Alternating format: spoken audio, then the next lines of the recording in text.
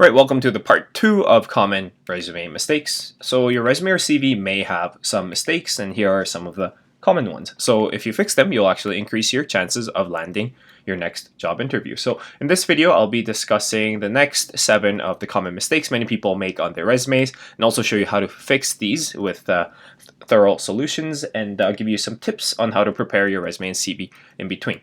And if you missed part 1, go check that out as well. I'm Professor Job Offer, and I've spent the last 10 years with a number of Forbes Global 2000 companies, and I've helped people land job interviews and job offers with companies like this around the world. And I'm here to share with you my tips and tricks on landing your next job offer. So let's dive right into the next 7 common mistakes. So number 8, we're starting off at number 8 because part 1 contains number 1 through 7. The most common mistake, grammar and spelling error. Let me show you an example here. Yes, including punctuation errors as well. The problems this creates is that it's, number one, it's very unprofessional to include any kind of grammar or spelling or punctuation mistakes on a formal document like your resume or CV. As well, it demonstrates your lack of basic skills in writing and communication. And which in turn, combination of these two create a negative impression to your potential employer.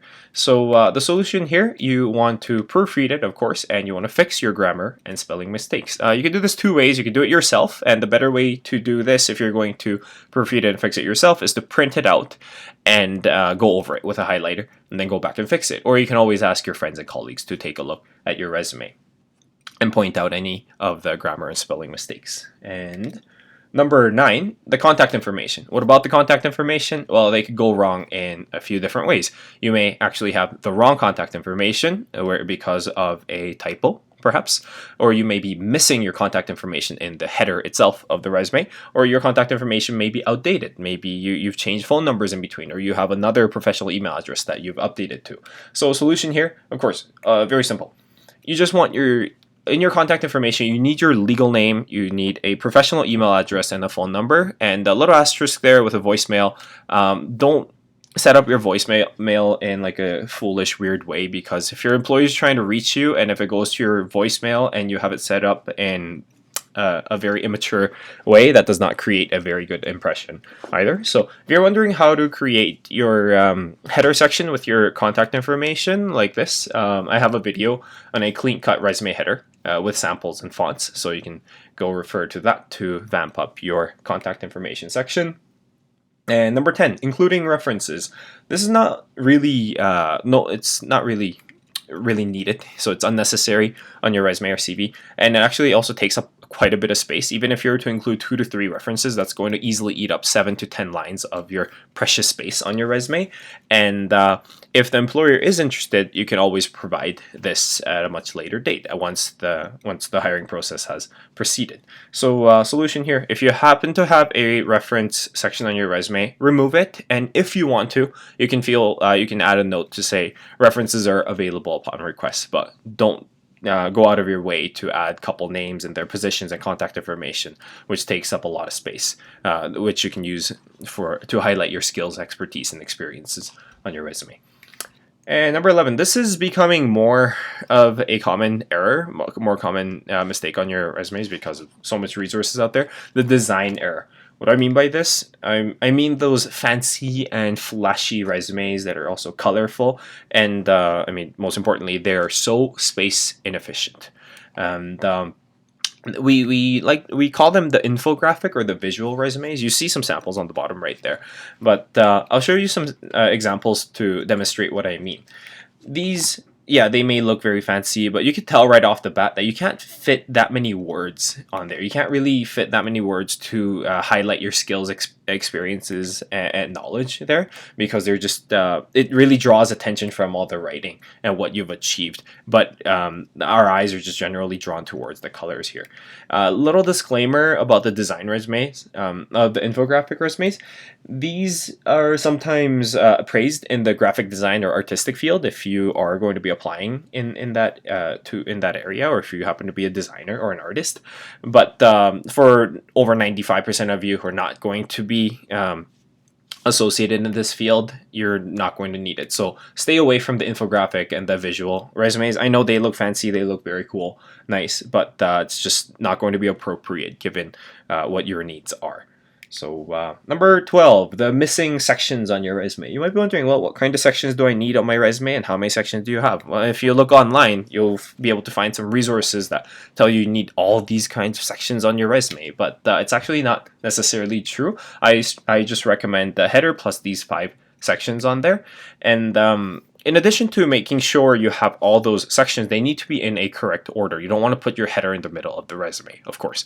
And under each of the sections, you want your experiences to be in a reverse chronological order.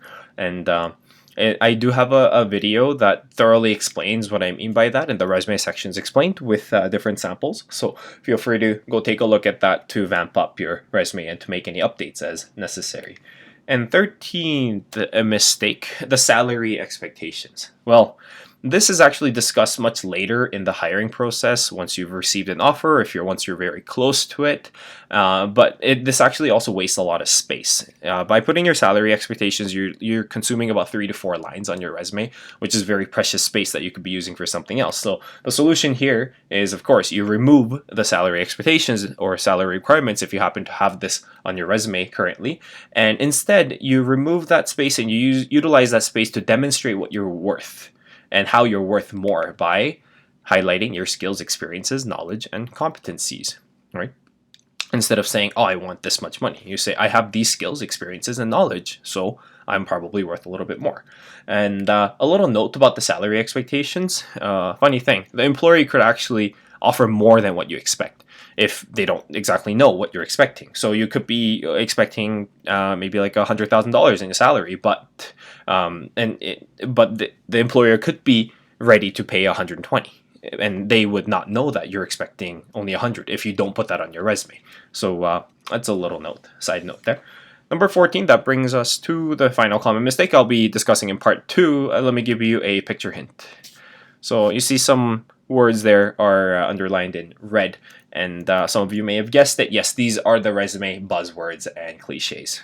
What do I mean by these? These are the words that may sound kind of impressive, but they're quite meaningless because either they're very obvious or they're a given, or this just overused by so many different candidates. And they also don't demonstrate any kind of originality for each of the candidates. So let me show you some examples of these to better illustrate. So like hardworking. Yes, obviously a company wants somebody who's hardworking or somebody who's a team player. So by reusing these overused phrases, you're not really making yourself any more unique than any other candidates, because these are very obvious, like motivated, or I'm a leader, or I'm creative. Everyone should, to some degree, have these kinds of traits when you're applying to some of the positions.